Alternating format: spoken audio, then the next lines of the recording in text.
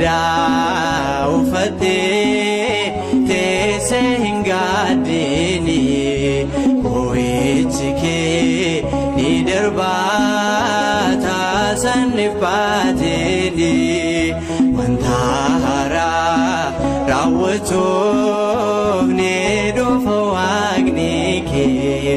dagaatamee hin hafu Saga galmeen kee wayyaa gaddaa uffatee teessee hin gaaddini boo'ichi kee ni darbaa taasifne baatini wanta haaraa raawwachuuf ni dhufa waaqni kee dagaatamee hin hafu saga galmeen kee.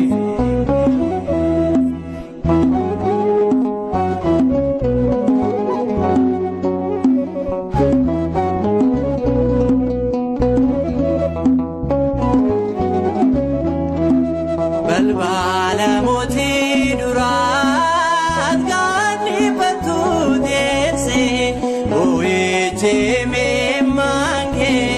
fuula kee kan balleesse barri gadda kee kuni ni darbanni baatini wayyaa mootii uffatte ulseen mul'inaani wayyaa gaddaa uffattee teessee hin gaaddini boo'ichi kee ni darbaa taasifne baatini wanta haaraa raawwachuuf ni dhufa waaqni kee dagaatamee hin hafu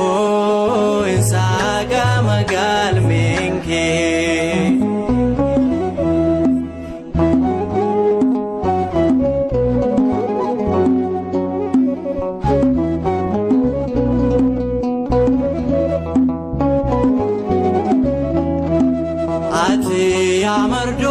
Mardukiyos baay'ee hin baatini kan falmutu jira waaqayyoo guddaadha inni galmee keessa dhokatee hindoosifni mul'isa murtoosa du'aa sana kan jireenya taasisa wayyaa gaddaa uffattee teessee hin gaaddini boo'ichi kee ni darbaa taasifne baatini wanta haaraa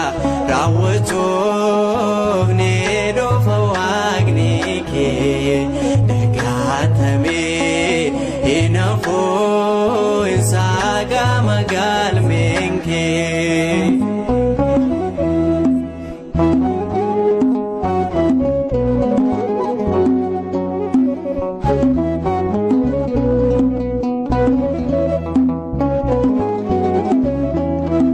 Fannoof qopheessullee hamaan boolasiif gootee innoosin hin argatu mul'ichoo isumaan nyaate hindootuun jiraata gammachuudhaan guutamte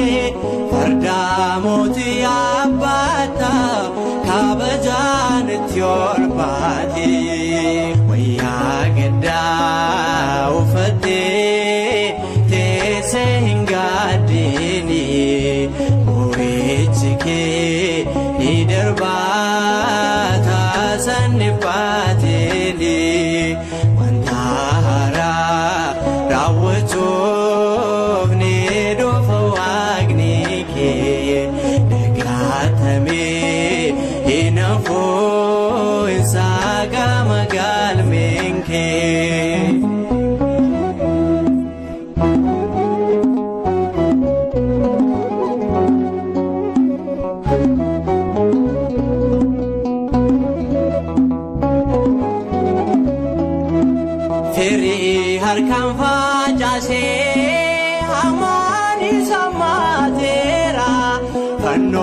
Taasee biyaade ofiisaa tolbaheera kan keeti mardoo keeyoon ilillee gammachuune Waaqayyo raajii godhe murtoo garagalchuune